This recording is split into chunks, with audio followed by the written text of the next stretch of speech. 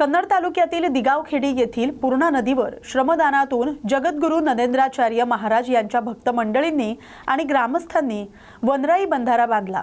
वनराई बंधारा पूर्ण होताच मोठ्या प्रमाणावर पाणी अडवलं गेलं। याचा उपयोग नदीकाठच्या संपूर्ण शेतकऱ्यांच्या विहिरींना तसंच गावच्या पाणी पुरवठ्याच्या विहिरींना आणि जमिनीच्या पाणी पातळीत वाढ होण्यासाठी होणार आहे। सर्वत्र नद्यांची पाणी पातळी अत्यंत कमी झाली असून काही दिवसातच वाहतं पाणी बंद होणार आहे। त्यामुळे लाखो लिटर पाणी साचल्यानं सरपंच आणि पुंजाराम सुसुंद्रे यांच्यासह गावकऱ्यांनी त्यांचे आभार मानले। प्रत्येक गावातील नदीच्या ठिकाणी अशा प्रकारे वनराई बंधारा करणं हे अत्यंत गरजेचे आहे। ज्या ठिकाणी पाणी अडवण्याचं साधन नाही, केटीवेअर किंवा शिवाकालीन बंधारे, कोल्हापुरी बंधारे नाहीत, अशा प्रत्येक ग्रामस्थांनी एकत्र येऊन अशा पद्धतीने वनराई बंधारा उभारला तरच पाणी टिकून राहील, असं मत नरेंद्राचार्य महाराज भक्त मंडळींनी आणि सरपंच पुजाराम सुसुंद्रे यांनी व्यक्त केलंय। यावेळी महिला भगिनी यांचा विशेष सहभाग होता। या बातमीचा आढावा घेतलाय प्रतिनिधी देविदास थोरात यांनी। कन्नड तालुक्यातील आदर्श गावाच्या दिशेने वाटचाल करणारे सारोळा हे प्रगतशील गाव आहे। मुख्यमंत्री समृद्ध पंचायत राज अभियानांतर्गत सारोळा ग्रामपंचायत इथं सरपंच सविता जंगले यांच्या अध्यक्षतेखाली महिला मेळावा घेण्यात आला। या मेळाव्यात महाराष्ट्र ग्रामीण बँकेच्या नाचनवेल शाखेतर्फे प्रधानमंत्री जीवन ज्योती विमा योजना दरवर्षी 436 रुपये भरून आणि प्रधानमंत्री सुरक्षा विमा योजना दरवर्षी 20 रुपये भरून या विमा योजनेअंतर्गत 75 महिलांचा या मेळाव्यात विमा काढण्यात आला। तसंच गावातील उर्वरित महिलांचा सुद्धा विमा काढण्यासाठी पुन्हा मेळाव्याचं आयोजन करण्यात येईल, असं ग्रामपंचायत अधिकारी अशोक काळे यांनी सांगितले। या मेळाव्यात महाराष्ट्र ग्रामीण बँकेचे शाखा व्यवस्थापक दीपक कुवर पाटील यांनी मार्गदर्शन केले। या बातमीचा आढावा घेतलाय प्रतिनिधी देविदास थोरात यांनी। मंगळूरपीर तालुक्यातील पेडगाव परिसरात निलगाय रानडुक्कर यांनी पेडगाव शेत शिवारात धुमाकूळ घातलाय। बहरत आलेली तूर, हरभरा, गहू ही पिकं वन्य प्राण्यांनी नष्ट केलीत। यामुळे शेतकऱ्यांचं मोठं आर्थिक नुकसान होतंय। पेडगाव परिसरातील शेतकरी वन्य प्राण्यांच्या त्रासाला कंटाळले असून शेतातील पिकांचं नुकसान करणाऱ्या वन्य प्राण्यांचा वन विभागानं तात्काळ बंदोबस्त करावा अशी मागणी शेतकरी करतायत। रोही रानडुक्कर या वन्य प्राण्याचा त्रास शेतकऱ्यांना सहन करावा लागतोय। शेतकरी वर्ग आधीच आर्थिक संकटात सापडला असून शेतकऱ्यांचं झालेलं नुकसान वन विभागाकडून भरपाई होणार का, असा प्रश्न शेतकऱ्यांकडून वन विभागाला विचारला जातोय। पेडगाव येथील शेतकरी आणि परिसरातील नागरिक यांनी अनेक वेळा तक्रारी निवेदन संदर्भात अधिकाऱ्यांकडे दिलेले आहेत। हे संबंधित अधिकाऱ्यांनी लक्ष देऊन शेतकऱ्यांचं नुकसान भरपाई मिळवून द्यावी आणि वन्य प्राण्याचा बंदोबस्त करावा अशी मागणी शेतकरी करतायत। या बातमीचा आढावा घेतलाय प्रतिनिधी विश्वास कुटे यांनी। वाशिम जिल्ह्यात सरकारनं अतिवृष्टीसाठी 31,628 कोटींचं भव्य पॅकेज जाहीर करूनही वाशिम जिल्ह्यातील वाशिम, रिसोड, मानोरा, मंगळूरपीर, मालेगाव, कारंजा या तालुक्यातील अनेक शेतकऱ्यांना मदतीची रक्कम अद्यापही मिळालेली नाही। सोयाबीन, कापूस, तूर आणि उडीद या पिकांचं प्रचंड नुकसान झालं असताना प्रति हेक्टर 18,500 ते 32,500 रुपये आणि रब्बी बियाणं अनुदान कागदावरच अडकलंय। पंचनामे आणि अर्ज पूर्ण असूनही व्हीके क्रमांक आणि ई-केवायसी प्रक्रियेच्या अडथळ्यामुळे डीबीटी थांबला आहे। शेतकरी आर्थिक कोंडीत सापडलाय। मुख्यमंत्री देवेंद्र फडणवीस यांनी तातडीने वितरणाचे निर्देश दिले असल्याचं सांगितलं जातंय, मात्र तरीही स्थानिक पातळीवर प्रशासनाची संथ गती शेतकऱ्यांच्या संतापास कारणीभूत ठरते। रब्बी पेरणीचा हंगाम संपत असताना घोषणा भरपूर, मदत शून्य असा राजकीय टोला शेतकऱ्यांकडून लगावला जातोय। प्रक्रिया त्वरित पूर्ण न झाल्यास शेतकऱ्यांकडून आंदोलनाचा इशारा देण्यात आलाय। या बातमीचा आढावा घेतलाय प्रतिनिधी विश्वास कुटे यांनी। बुलढाणा जिल्ह्याच्या जळगाव जामोद तालुक्यातील गरीब मागासवर्गीय विद्यार्थ्यांना शिक्षण सोयीस्कर होण्यासाठी डॉक्टर बाबासाहेब आंबेडकर मागासवर्गीय मुलांचं शासकीय वसतिगृह निर्माण करण्यात आलं, परंतु येथील विद्यार्थ्यांना अनेक समस्यांचा सामना करावा लागतोय।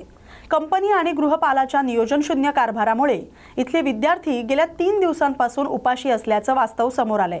शासनाच्या वतीनं स्थानिक वसतिगृहात मुलांचं जेवण, नाश्ता आणि सुरक्षा याकरता स्मार्ट कंपनी यांना कॉन्ट्रॅक्ट दिला होता, परंतु कंपनीनं नेमणूक केलेल्या जेवणाच्या कंत्राटदारानं अचानक कंत्राट रद्द केल्यानं शासकीय वसतिगृहातील विद्यार्थ्यांच्या जेवणाचा बिकट प्रश्न निर्माण झाला। वसतिगृहाचे गृहपाल इंगोले यांनी जेवणाची समस्या मार्गी न लावता अर्ध्यापेक्षा जास्त विद्यार्थ्यांना घरी पाठवण्यात भलं समजल्याचा धक्कादायक प्रकार समोर आलाय। जळगाव जामोदच्या शासकीय वसतिगृहात एकूण 75 विद्यार्थी असून 13 डिसेंबर ते 16 डिसेंबरपर्यंत फक्त 25 विद्यार्थी वसतिगृहात उपस्थित होते. इतरांना गृहपालांनी घरचा रस्ता दाखवला आणि उर्वरित 25 विद्यार्थ्यांची कशीबशी जेवणाची व्यवस्था करून हा प्रकार लपवण्याचा केविलवाणा प्रयत्न करण्यात आलाय. पेमेंटचं नाही, तुम्ही त्याच्यावर ॲक्शन काय आहे? कंपनी याच्यावर ॲक्शन काय घेणार? कंपनीच्या आम्ही साहेबाला तो वरती प्रोव्हाइड करू माहिती किंवा त्यांना असं केलं आहे. जर आज त्या ठेकेदारावर ॲक्शन नाही झाली तर भविष्यात असे ठेकेदार नेहमी ठेकेदारांनी असं होतच नाही दादा.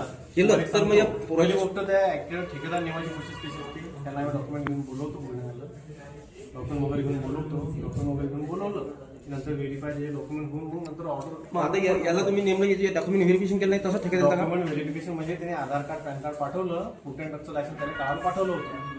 म्हणजे लायसन नसताना तुम्ही त्याला ठेका दिला ना? मग लायसन नाही, त्यांना ऑनलाईन टाकली होती, फक्त कॉपी यायची बाकी आहे त्याची. पण तुम्ही त्याचे कागदपत्र न पाहता तुम्ही त्याला लायसन ठेकेदाराला असं होणारच आहे ना? मग तुम्ही कोणाला बी चालत्या माणसाला लायसन देसाल?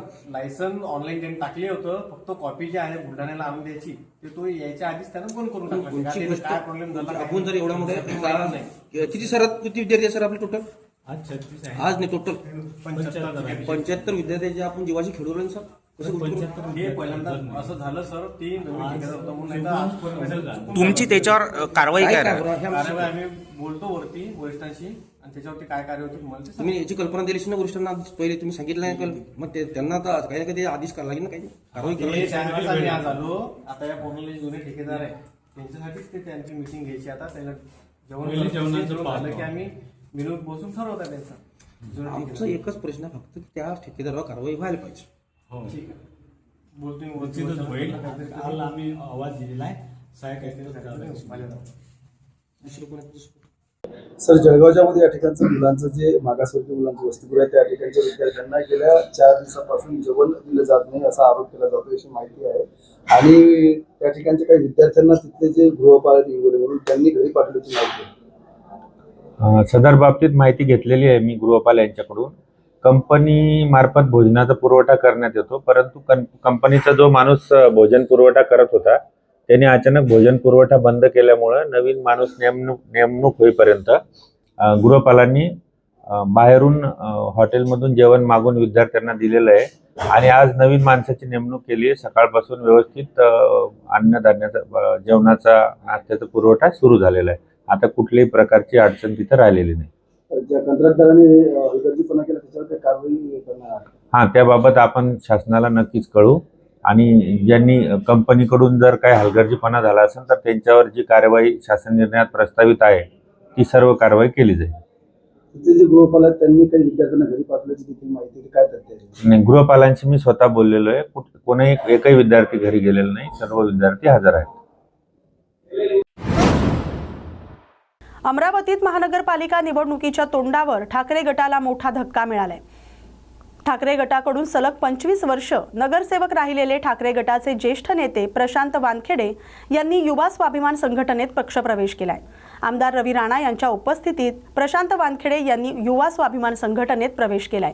अमरावती महानगरपालिकेच्या निवडणुकीमध्ये आमदार रवी राणा यांनी ठाकरे गटाला सुरुंग लावलाय. प्रशांत वानखेडे हे ठाकरे गटाचे अमरावती महानगरपालिकेमध्ये सर्वाधिक काळ नगरसेवक राहिलेले आहेत. ठाकरे गट नेतृत्वहीन झाला असून त्यांच्याकडे नेतृत्व नाही, त्यामुळे मी युवा स्वाभिमानमध्ये प्रवेश केलाय असं वानखेडे म्हणालेत. आणि लोकप्रिय असे नगरसेवक आज युवासेना पक्ष कार्यालयामध्ये ते शिवसेनेमधून युवासेना पार्टीमध्ये प्रवेश करत आहे.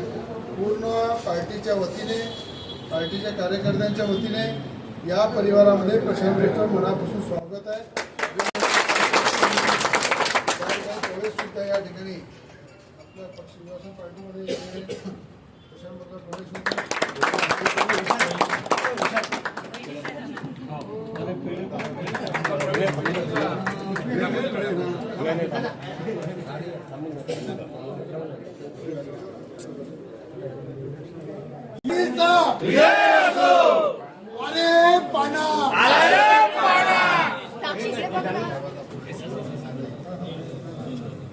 उबाटातर्फे माझ्या फोनमध्ये आता 10-15 कॉल आहे आणि मी त्यांचे कॉल घेतले नाही, कारण की मी या सर्व गडबडीमध्ये होतो.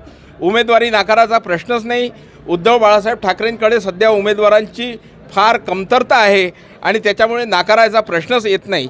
आणि म्हणून त्या पक्षामध्ये काम करत असताना आता नेतृत्वहीन पक्ष झाल्यामुळे आणि इथे सक्षम नेतृत्व असल्यामुळे मी या ठिकाणी प्रवेश घेतलेला आहे. महाराष्ट्र राज्यातील जुनी पेन्शन योजना लागू करण्याच्या मागणीसाठी आज शिक्षक आणि शिक्षकेतर कर्मचाऱ्यांनी लक्षवेधी आंदोलन छेडलंय. सेवानिवृत्त तसंच मयत कर्मचाऱ्यांच्या वारसांना सेवानिवृत्तीनंतरचे सर्व लाभ तात्काळ देण्यात यावेत अशी प्रमुख मागणी आंदोलनकर्त्यांनी केली आहे. 1 नोव्हेंबर 2025 पूर्वी अंशतः किंवा टप्पा अनुदानावर नियुक्त शिक्षक आणि शिक्षकेतर कर्मचाऱ्यांना नागपूर खंडपीठाच्या आदेशानुसार आणि शासन निर्णयाप्रमाणे जुनी निवृत्ती वेतन योजना त्वरित लागू करावी अशी मागणी करण्यात आली. आम्ही आंदोलन केलं. याच्यापूर्वी सुद्धा अर्थसंकल्पीय अधिवेशनामध्ये सुद्धा आंदोलन केलं. प्रत्येक आंदोलनाच्या वेळेला मी मुख्यमंत्र्यांची आणि उपमुख्यमंत्र्यांची भेट मागितली, पण आम्हाला मुख्यमंत्री आणि उपमुख्यमंत्र्यांची भेट मिळत नव्हती. मग आमचा प्रश्न हा समजून सांगण्यासाठी आम्ही मुख्यमंत्र्यांच्याच कानावर आम्हाला विषय घालायचा आहे, कारण ते कायदेतज्ञ आहेत, ते ॲडव्होकेट आहेत आणि आमचा हा विषय समजून घेतील आणि आमच्या प्रश्नाला न्याय देतील. यासाठी आम्ही आज नागपूरमध्ये त्यांचं लक्ष वेधण्यासाठी लक्षवेध आंदोलन आम्ही आज लावलेलं आहे. यापूर्वी आम्ही 6 वेळा आंदोलन केले. मागच्याच 19/12/2024 आम्ही या ठिकाणी नागपूरमध्ये यशवंत स्टेडियमवरती आंदोलन केलं. आम्ही मुख्यमंत्री साहेबांची भेट मागितली, पण त्यावेळी भेट मिळाली नाही आहे आम्हाला. आमचं डेलिगेशन तेव्हा अतुल सावे साहेबांशी झालं. आम्हाला त्यानंतर मुख्यमंत्र्यांच्या भेटीसाठी बोलवतो असं सांगितलं, मात्र अद्यापर्यंत त्यांनी आम्हाला बोलवलेलं नाही आहे. मग आमची मागणी आम्हाला मुख्यमंत्र्यांच्या कानावरती घालायची आहे. त्यामुळे आम्ही आज महाराष्ट्राच्या कानाकोपऱ्यातून बहुसंख्य लोक सकाळ 11 वाजल्यापासून या ठिकाणी मी आंदोलन करतोय. आमची एकच मागणी आहे, 2005 पूर्वी जे नियुक्त शिक्षक शिक्षकेतर कर्मचारी आहेत, आज त्यांची अवस्था खूप वाईट आहे. जे सेवानिवृत्त झालेत, जे मयत कर्मचारी झालेत, त्यांच्या वारसांची अवस्था बिकट आहे.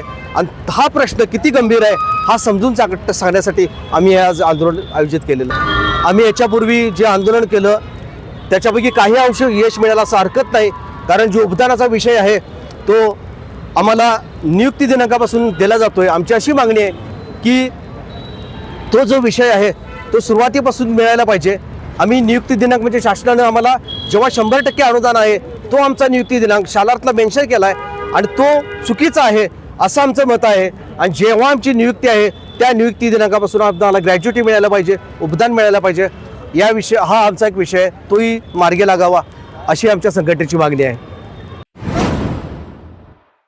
बुलढाणा शहरातील सर्क्युलर रोडवरील चौपाटीजवळ असलेल्या पर्वणी ड्रायफ्रूटच्या दुकानातून धूर येत असल्याचं काहींच्या लक्षात आलं. त्यांनी तात्काळ दुकानाचं कुलूप तोडून उघडून पाहिलं असता आग लागल्याचं निदर्शनास आलं. स्थानिकांनी तात्काळ अग्निशमन दलाला पाचारण केलं. अग्निशमन दलानं ताबडतोब घटनास्थळी पोहोचून या आगीवर थोड्याच वेळात नियंत्रण मिळवलं. मात्र तोपर्यंत आगीमध्ये ड्रायफ्रूट आणि इतर साहित्य जळून खाक झालं होतं. हा संपूर्ण परिसर वर्दळीचा आहे आणि या दुकानाला लागूनच अनेक दुकानं आहेत. मात्र अग्निशमन दल वेळेवर पोहोचल्यानं मोठी हानी टळली. अनिरुद्ध जाधव यांचं हे दुकान आहे.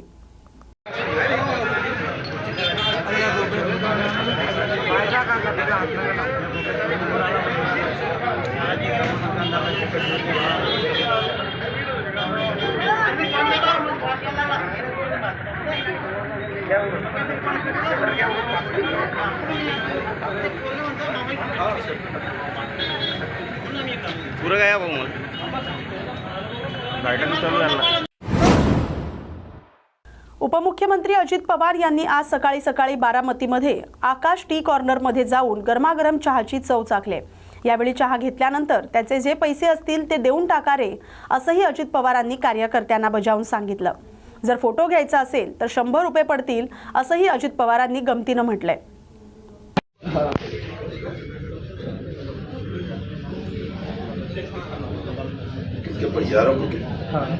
किती घेतले त्याचे पैसे द्या.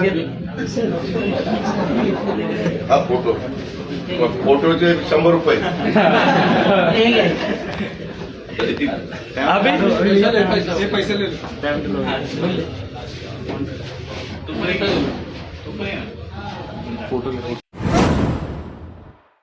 नंदुरबार जिल्ह्यातील ऐतिहासिक आणि देशभरात प्रसिद्ध असलेल्या सारंगखेडा अश्व बाजाराला यंदा उत्स्फूर्त प्रतिसाद मिळतोय.